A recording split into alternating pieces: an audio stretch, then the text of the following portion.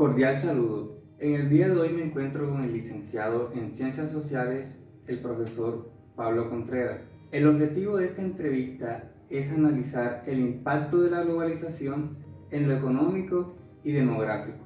Sabemos que la globalización es aquella interdependencia de países en donde se presentan unas dinámicas culturales, tecnológicas, políticas a gran escala. Desde lo económico, ¿cuál es el impacto de la globalización? Bueno, José, digamos que este fenómeno de la globalización empieza con ese gran impacto que genera la industrialización, que es la que acelera este fenómeno de la globalización, debido principalmente, por ejemplo, al mejoramiento de los transportes. ¿Qué trae consigo esto? Que se genera un mayor intercambio comercial entre los diversos países, es decir, los países desarrollados, los países industrializados, buscan la manera de encontrar nuevos mercados en los que puedan vender rápidamente sus productos. Y eso trae a su vez pues, producto de que hay un aumento de la producción y la productividad. Entonces lo que encontramos aquí es un incremento de las relaciones internacionales, las relaciones económicas internacionales, que también genera, por ejemplo, un tipo de desigualdad en aquellos países en algunos países que no cuentan con los recursos, con la tecnología para ser países industrializados o que puedan lograr producir a gran escala estos productos industrializados. Y pues genera entonces con ello una especie de desigualdad económica.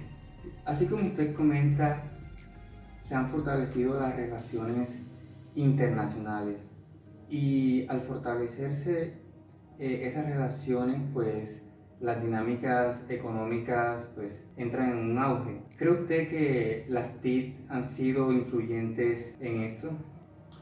Definitivamente las TIC han jugado un papel importantísimo, han revolucionado en el ámbito de las relaciones comerciales a nivel mundial. Las transacciones se realizan en tiempo real, de manera tan rápida y efectiva. Contamos con plataformas digitales que conllevan a que ese tipo de transacciones se lleven lo más rápido posible. Es decir, una empresa puede vender un artículo a un cliente o a diversas personas en el mundo de manera rápida. Y entonces encontramos que la información que se genera a través de las TIC es una información que va demasiado rápido, ¿no? Y por consiguiente mejora o hace posible que las relaciones comerciales a nivel mundial sean más rápidas, más eficientes y más efectivas. Que te digo también que puede ser que todo esto se ha impuesto desde aquellas empresas que tienen un poder económico a nivel mundial y que son las que utilizan con mayor rapidez y con mayor solvencia todas estas plataformas digitales, que pueden generar en algunos momentos, digamos, más que interdependencia económica, podría generar también dependencia económica. Usted comenta que las grandes empresas tienen el monopolio económico. Eso genera retos, desafíos para la media y menor empresa. Por ende, ¿qué retos económicos enfrentan estas empresas medianas y pequeñas frente al fenómeno de la globalización? Bueno, digamos que estas empresas se ven enfrentadas a una competencia que podría ser muy desventajosa, puesto que sobre todo en los países desarrollados que no cuentan con la tecnología y los medios para producir de manera eficaz y eficiente como si lo hacen estas empresas multinacionales. Entonces digamos que el reto es, digamos que gubernamental, es un reto político, porque las multinacionales se empoderan del mercado en aquellos países en los que se instalan y llegan, pero que de alguna manera llegan y con la complacencia de estos gobiernos. Y digamos que estos gobiernos les facilitan todas las cosas. Y entonces las políticas,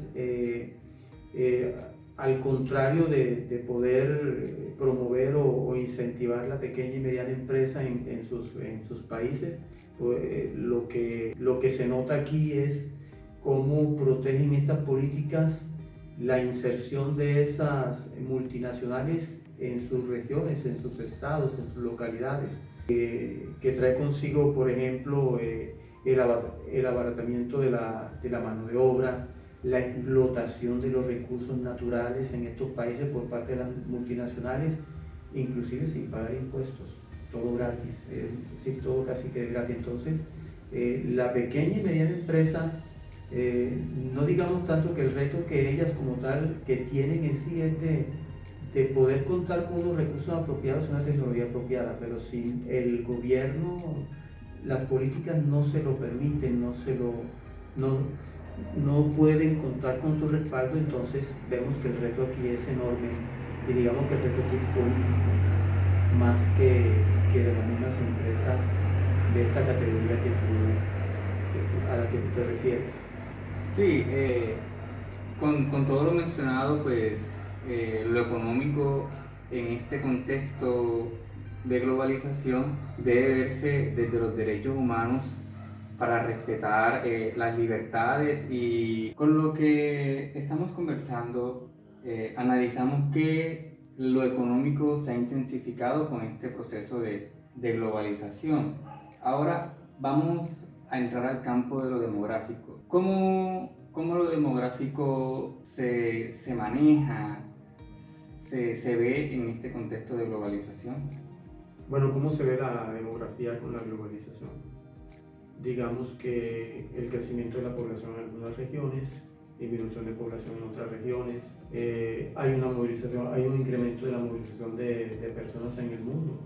La globalización ha permitido la eliminación de barreras comerciales y no solo barreras comerciales, sino que el hecho también de que la población se mueva con más facilidad, en donde se eliminan completamente esas fronteras entre los diversos países. Digamos entonces que la población se mueve producto del crecimiento económico, de la búsqueda de empleo, de la búsqueda de un mejor nivel educativo, una mejor formación profesional, o también por condiciones políticas, conflictos políticos que se pueden generar entre los diversos países o en diversas regiones.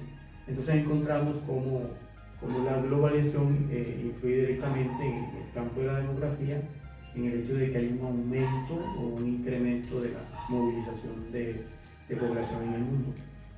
Así como comenta, hay una apertura de fronteras por motivos económicos, motivos turísticos, un sinnúmero de motivos. Esta apertura de fronteras, ¿cómo impacta en cuanto al crecimiento poblacional en determinados lugares del mundo? Bueno, en este caso miramos cómo el crecimiento de la población puede afectar a algunas regiones del mundo. Digamos que en los países desarrollados encontramos que hay una mayor confluencia de población. Bueno, encontramos, por ejemplo, cómo los países desarrollados se convierten en centros de atracción para muchas personas en el mundo, sobre todo para aquellas personas que viven en países subdesarrollados, que quieren mejores oportunidades laborales, que desean formarse mejor profesionalmente, etc. Entonces encontramos cómo la población puede crecer en unas regiones, mientras que en otras podemos encontrar una disminución de la población.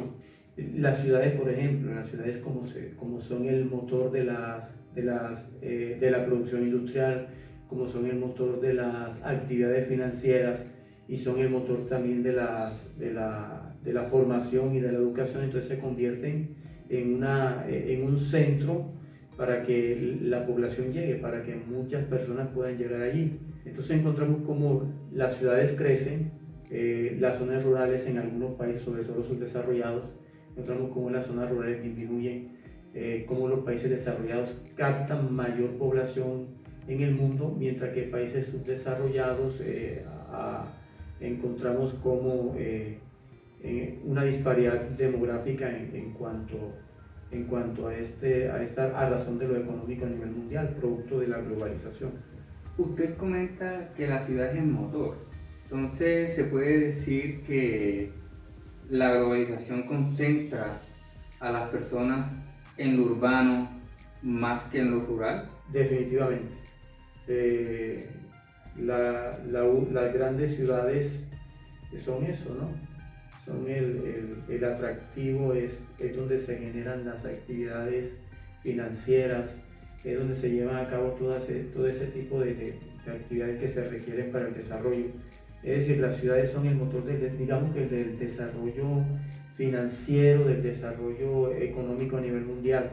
Inclusive las ciudades siempre crean políticas, los gobiernos crean políticas para mejorar los servicios, para que haya una mayor confluencia entre las diferentes vías de comunicación dentro de las ciudades.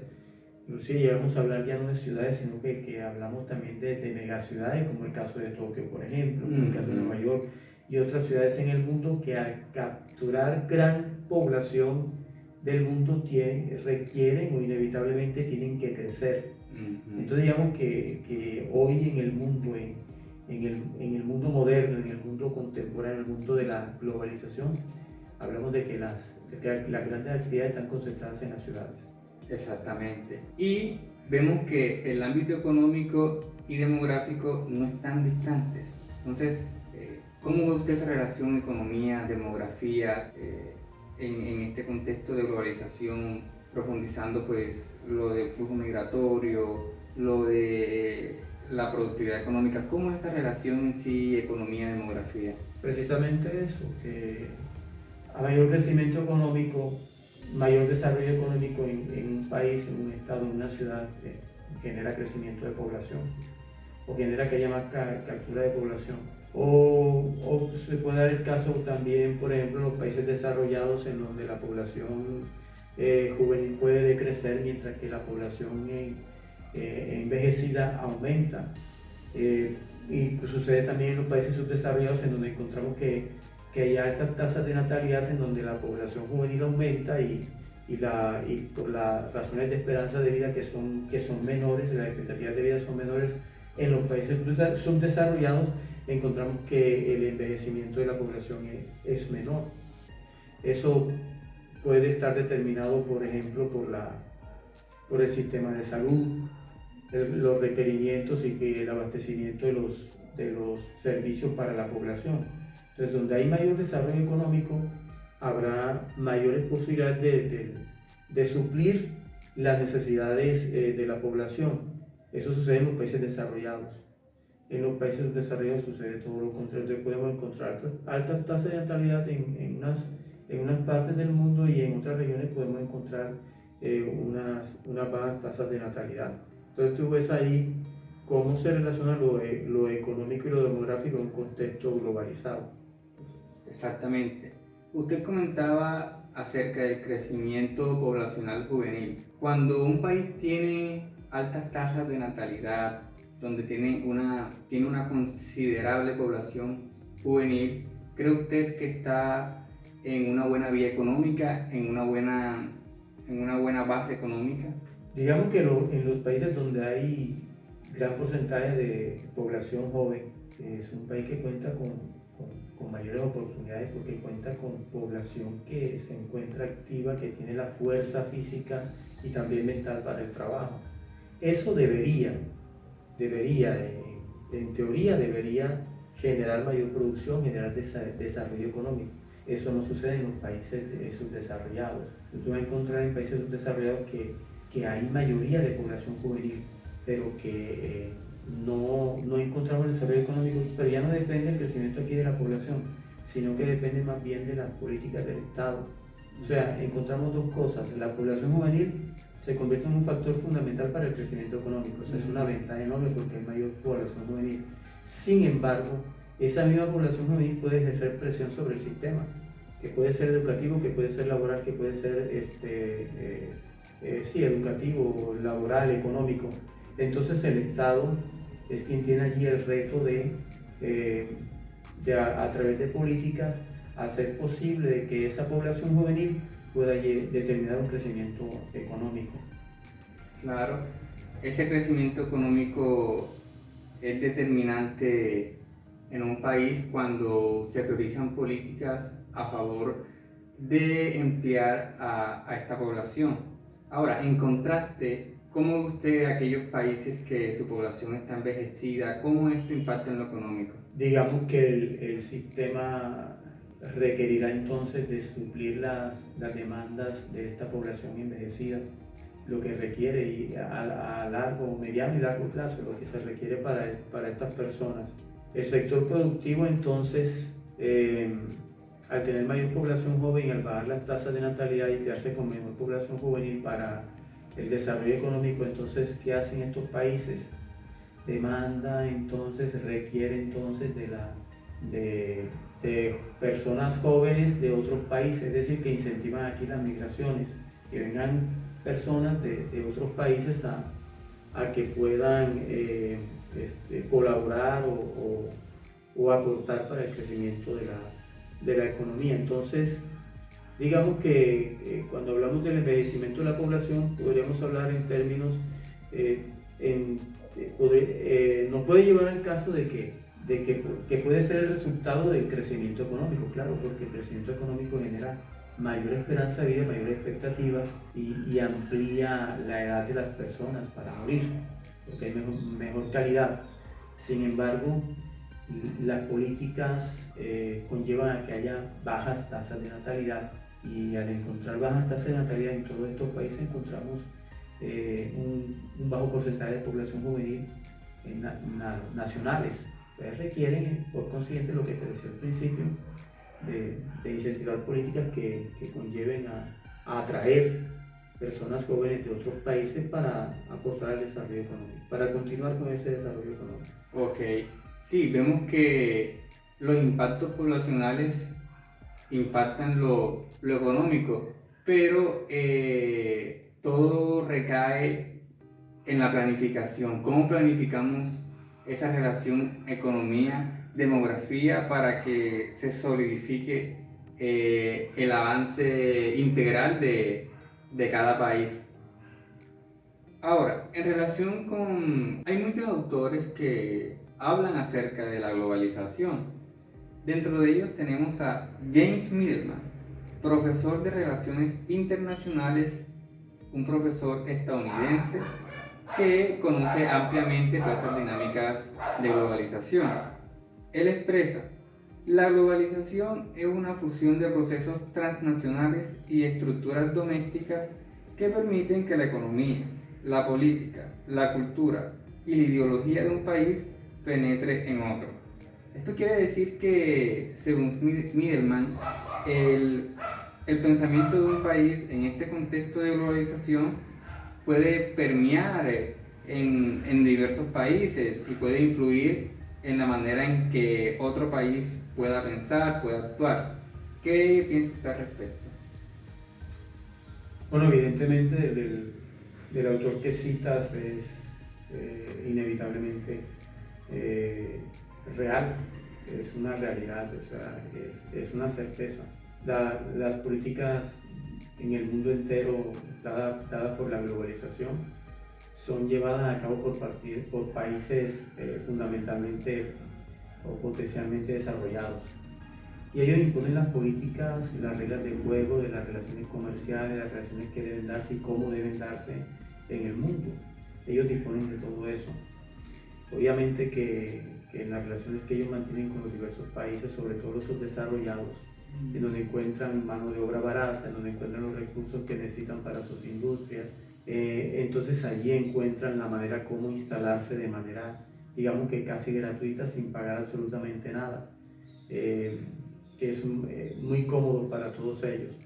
Entonces vemos cómo eso en la globalización, estos países imbuyen con sus dinámicas culturales, con sus rasgos culturales, digamos, con sus ideologías, todo lo que va a ocurrir entonces en estos países está determinado por ellos, está influenciado por ellos, la moda, las posturas políticas, la manera de ver el mundo, y encontramos procesos también de aculturación en el que los jóvenes, sobre todo los jóvenes, van aceptando y van desplazando los elementos culturales autóctonos por elementos culturales foráneos que vienen de allá precisamente de esos países. Digamos entonces que a partir de esto, con la globalización, estos grandes países desarrollados difunden rápidamente sus ideologías y su cultura en todos estos países, debido precisamente a las razones que ya habíamos comentado. Sí, es como una lucha de influencia países peleando por penetrar su ideología en el otro y cómo se relacionan con los otros países. Entonces vemos que es una lucha de intereses en sí. ¿Cómo cree usted que debe ser la influencia de un país en otro? Bueno, si hablamos de todo lo que, de todos estos teóricos socialdemócratas en el mundo, digamos que la mejor opción es que las políticas entre los países deben ser políticas que conlleven a un equilibrio, ¿no? Que no sean relaciones comerciales entre los diferentes países de imposición o relaciones ventajosas de unos países sobre otros, sino que las relaciones deben ser equilibradas, donde encontremos que los países todos podamos ganar, que tanto los países desarrollados puedan permitir que los países subdesarrollados puedan también llegar al desarrollo, llegar también a superarse, a superar todas esas falencias o todas esas dificultades que no les permiten avanzar económicamente. En esos términos es en el que se deben llevar a cabo las relaciones comerciales entre los diversos países en el mundo. No unas relaciones de imposición, de ventaja de unos sobre otros, sino unas relaciones de equilibrio, de hermandad entre los diversos países del mundo, de cooperación, pero una cooperación equilibrada. Así es. Esta entrevista deja muchos aprendizajes de cómo pensar la globalización, cómo pensarla críticamente y cómo nosotros, desde nuestra ciudadanía, desde nuestra individualidad, podemos impactar en otros y cómo podemos avanzar en los distintos ámbitos mencionados. Muchas gracias, profesor. Espero tenerlo en una próxima. Muchas gracias a ustedes.